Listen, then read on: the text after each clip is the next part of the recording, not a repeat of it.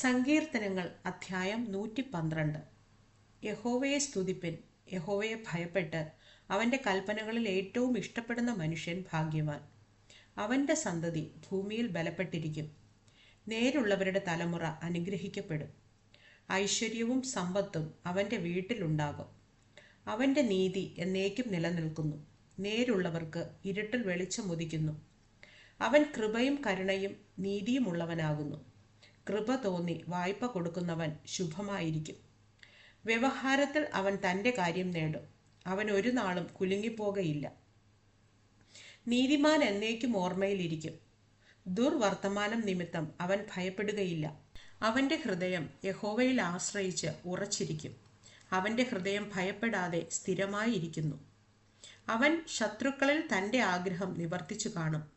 അവൻ വാരി വിതറി ദരിദ്രന്മാർക്ക് കൊടുക്കുന്നു. അവൻ്റെ നീതി എന്നേക്കും നിലനിൽക്കുന്നു. അവൻ്റെ കൊമ്പ് ബഹുമാനത്തോടെ ഉയർന്നിരിക്കും. ദുഷ്ടൻ അത് കണ്ട് വ്യസനിക്കും. അവൻ പല്ല് കടിച്ച് ഉരുകിപ്പോകും. ദുഷ്ടൻ്റെ ആശ നശിച്ചു പോകും.